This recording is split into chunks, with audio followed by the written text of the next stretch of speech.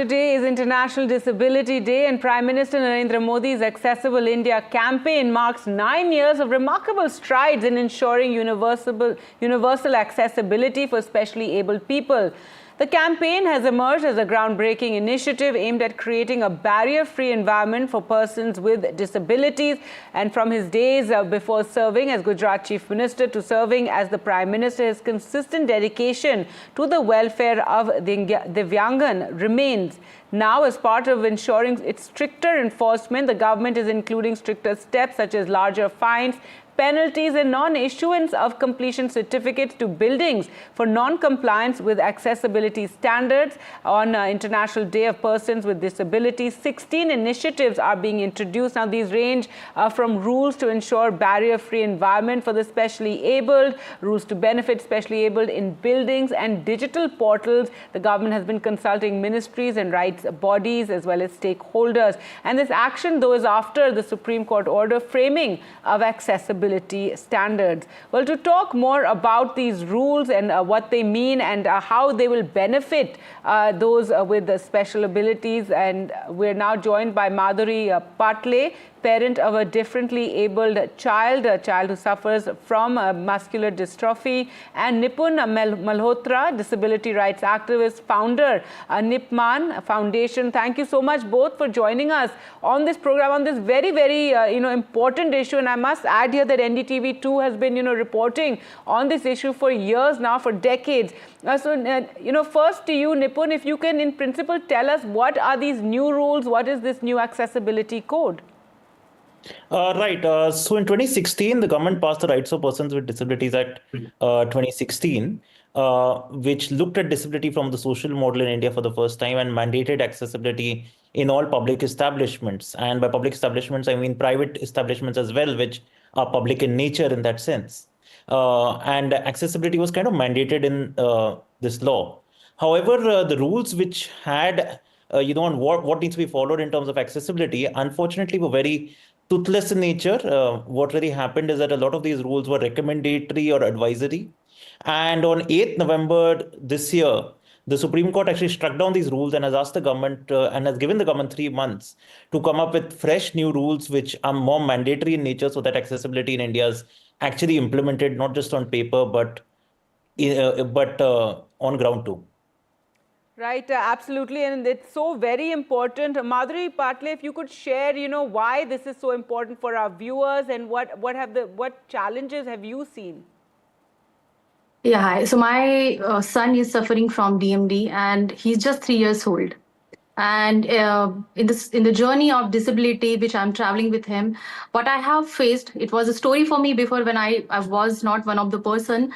But when I went for my son to take admission in a regular school and also in a special school, he was rejected the admission on the basis of saying that they don't have the facility which can cater to muscular dystrophy patient, even though my son is just 3 years and 10 months old.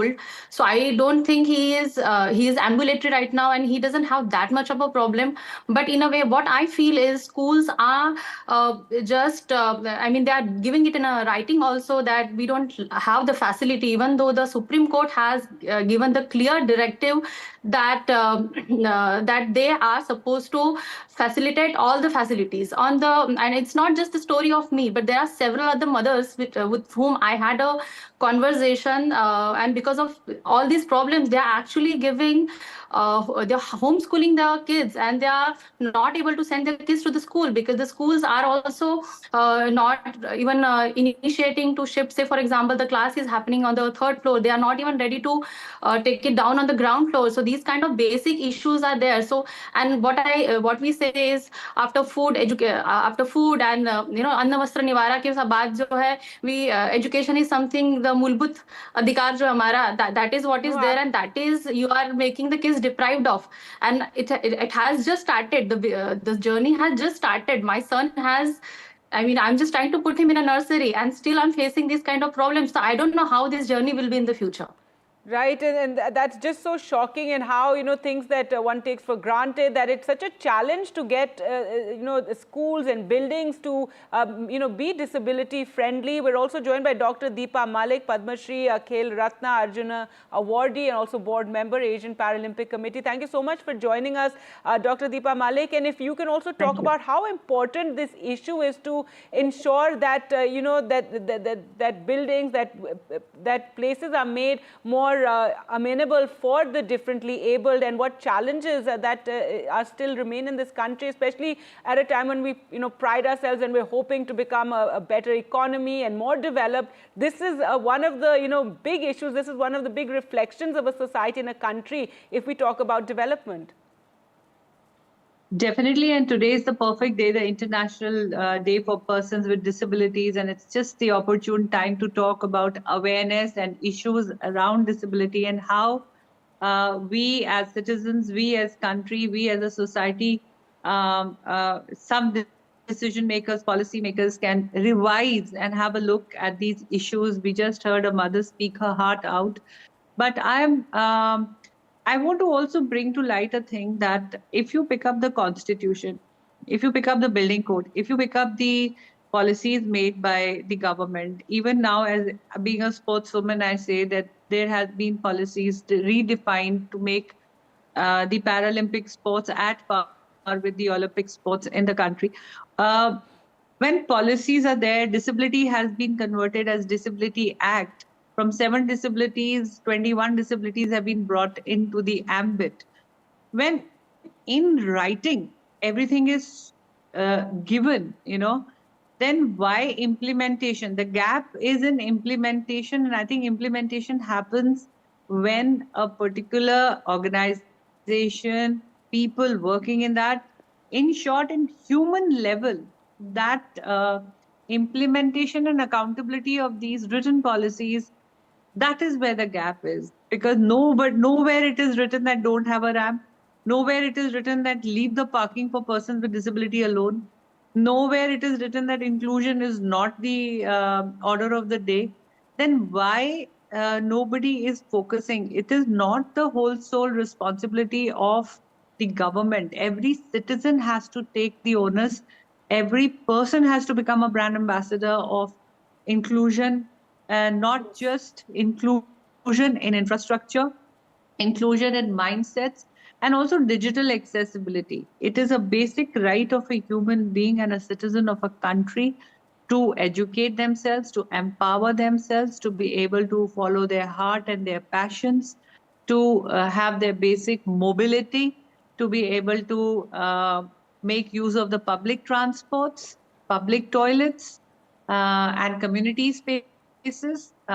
So every person has to look around and ask themselves a question, that the 10 square meter area where I live, or where I work, or where I teach, or where I am the leader of that corporate house or that institute, is my place accessible? And accessibility doesn't mean a tick mark. Okay, there is a ramp. If there is a ramp, and that ramp is not of the right angle, it does not have a bar on the side to hold. So is it a completely properly defined accessibility, or it is just a symbolism and a tick mark? That is also something we have to take in account. No, ma'am, that is so important, because I did recently visit my college, and I did see ramps everywhere, but then I was told that the angle of the ramp was just all wrong, and it was not very, could not be used very easily. I was disappointed to learn that. But Nipun Malhotra, if you can tell us about this digital accessibility issue, and there's talk of making digital portals more easily accessible for those with disabilities. Absolutely. I think when people talk about accessibility, as Deepa Malik rightly pointed out, most people think of accessibility as just physical infrastructure, whether there is a ramp in place of steps, whether there's an elevator, etc. But India has a huge population of people with visual disabilities as well, and for them, they don't obviously look at a computer. They hear a lot of things from the computer using software like screen readers, etc. And how do you make things accessible for them? Through making things digitally accessible. For example, making websites, social media, everything accessible. And digital accessibility really is in everybody's hands. For example, I'm sure there are a lot of people who are your viewers who are on social media. how many of your viewers really put image descriptions when they put up an image on their social media handle, etc. Just by putting up a simple image description or alt text, as some social media platforms call it, you can really make your social media posts, etc., accessible as well. At the same time, there are a lot of companies that have a lot of websites. There are leading apps and aggregators through which we all do a lot of e-commerce trading or buying as consumers. And a lot of these websites are not accessible to people with visual disabilities. And thus, when technology has made the world so much more accessible for a lot of people, it's actually distancing a lot of people with visual disabilities from it. And that's why I think when we talk about accessibility, we should not just be talking about physical accessibility, but digital accessibility as well. Right, absolutely. Very, very important there. All these points. Thank you so much all for taking our time and joining us on the program to talk about this very important issue and to make buildings as well as digital platforms more accessible for those with disabilities. Thank you.